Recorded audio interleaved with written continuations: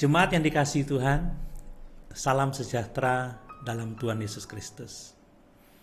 Mari kita merenungkan kembali firman Allah dalam Ibrani pasal 9 ayat 15-22 yang berbicara tentang pengampunan melalui darah Kristus. Kita ada pada bagian yang kedua yang saya beri judul setiap orang membutuhkan pengampunan dosa. Nah, mari kita membaca kembali Ibrani pasal 9 ayat 15-22. Demikian firman Tuhan. Karena itu ia adalah pengantara dari suatu perjanjian yang baru, supaya mereka yang telah terpanggil dapat menerima bagian kekal yang dijanjikan. Sebab ia telah mati untuk menebus pelanggaran-pelanggaran yang telah dilakukan selama perjanjian yang pertama. Sebab di mana ada wasiat, di situ harus diberitahukan tentang kematian pembuat wasiat itu. Karena suatu wasiat barulah sah kalau pembuat wasiat itu telah mati. Sebab ia tidak berlaku selama pembuat wasiat itu masih hidup. Itulah sebabnya maka perjanjian yang pertama tidak disahkan tanpa darah. Sebab sesudah Musa memberitahukan semua perintah hukum Taurat kepada seluruh umat, ia mengambil darah anak lembu dan darah domba jantan serta air dan bulu merah dan hisop, lalu memerciki kitab itu sendiri dan seluruh umat sambil berkata, "Inilah darah perjanjian yang ditetapkan Allah bagi kamu." Dan juga kemah dan semua alat untuk ibadah dipercikinya secara demikian dengan darah. Dan hampir segala sesuatu disucikan menurut hukum Taurat dengan darah, dan tanpa penumpahan darah tidak ada pengampunan. Jemaat yang dikasihi Tuhan, kita harus berpegang teguh pada kebenaran bahwa pengampunan dosa hanya datang melalui darah Kristus. Nah, pada bagian kedua ini kita akan merenungkan bahwa setiap orang membutuhkan pengampunan dosa karena dosa telah memisahkan kita dari Tuhan. Alkitab dengan tegas menyatakan bahwa semua orang telah berbuat dosa dan kehilangan kemuliaan Allah. Dan bahwa upah dosa adalah maut, tetapi karunia Allah adalah hidup kekal di dalam Yesus Kristus Tuhan kita. Tetapi sungguh sangat disayangkan bahwa orang-orang berdosa biasanya menyangkal kebutuhan mereka akan pengampunan Tuhan dengan cara mengurangi derajat kekudusan dan keadilan Tuhan dengan menambahkan atau meningkatkan kebaikan atau pahala mereka sendiri.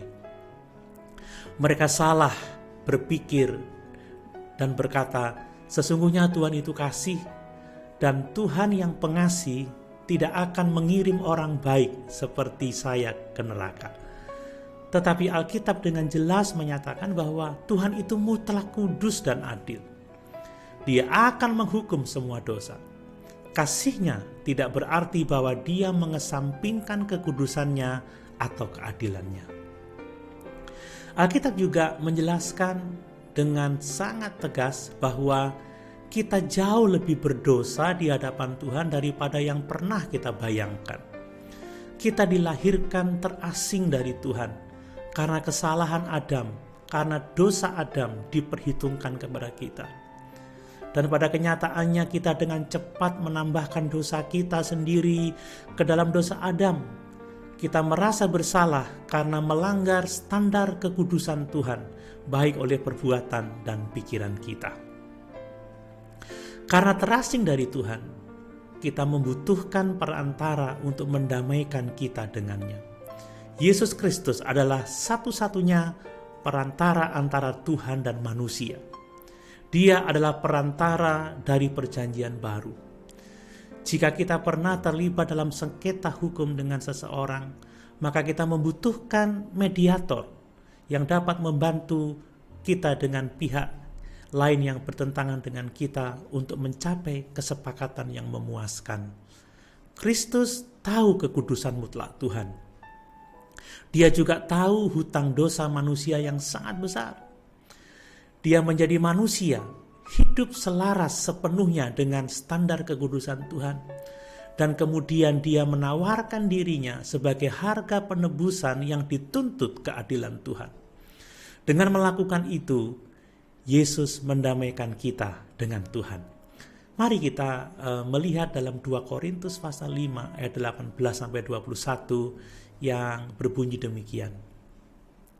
Dan semuanya ini dari Allah, yang dengan perantaraan Kristus telah mendamaikan kita dengan dirinya dan yang telah mempercayakan pelayanan pendamaian itu kepada kami. Sebab Allah mendamaikan dunia dengan dirinya oleh Kristus dengan tidak memperhitungkan pelanggaran mereka. Ia telah mempercayakan berita pendamaian itu kepada kami. Jadi kami ini adalah utusan-utusan Kristus, seakan-akan Allah menasihati kamu dengan perantaraan kami. Dalam nama Kristus kami meminta kepadamu, berilah dirimu didamaikan dengan Allah. Dia yang tidak mengenal dosa telah dibuatnya menjadi dosa karena kita, supaya dalam Dia kita dibenarkan oleh Allah. Jemaat yang dikasihi Tuhan, kadang-kadang orang bertanya-tanya, bagaimana cara mereka yang hidup sebelum Kristus dapat diselamatkan? Jawabannya adalah, mereka diselamatkan dengan cara yang sama seperti kita diselamatkan, yaitu melalui iman di dalam darah Kristus yang tercurah. Korban-korban yang mereka persembahkan semuanya melambangkan atau menggambarkan pengorbanan Kristus yang akan mempersembahkan dirinya sebagai penggantinya. Dalam Yesaya pasal 53 ayat 5 dan 6 dan ayat yang ke-11 menyatakan demikian. Tetapi dia tertikam oleh karena pemberontakan kita.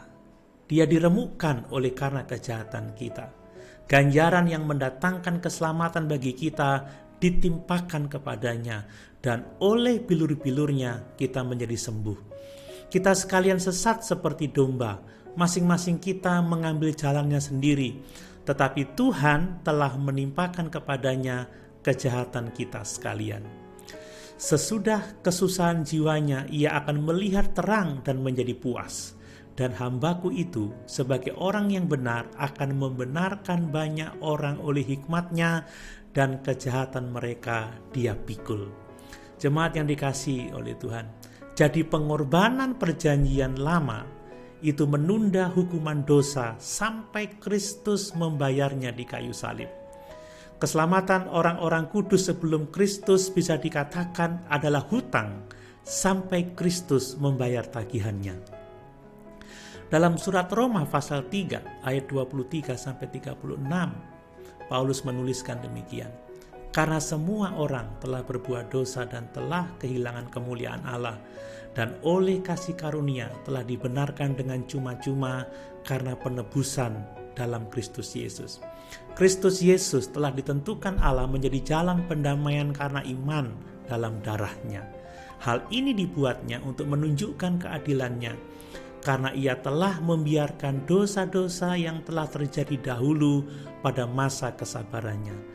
Maksudnya ialah untuk menunjukkan keadilannya pada masa ini, supaya nyata bahwa ia benar dan juga membenarkan orang-orang yang percaya kepada Yesus.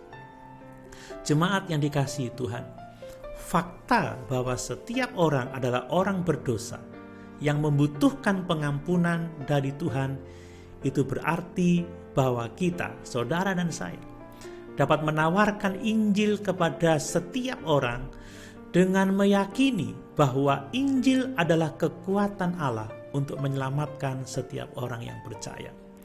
Kita mungkin merasa terintimidasi, tidak nyaman, takut, karena orang-orang yang kita hadapi adalah orang-orang yang berpendidikan atau orang-orang yang cerdas. Mungkin mereka adalah orang-orang yang ahli dalam filsafat atau pengetahuan, yang berusaha untuk membuktikan bahwa Tuhan itu tidak ada. Tetapi sebagai orang percaya, kita tidak boleh merasa takut. Kenapa? Kita harus ingat bahwa orang-orang ini adalah orang berdosa yang akan mati dan berdiri di hadapan Tuhan yang kudus.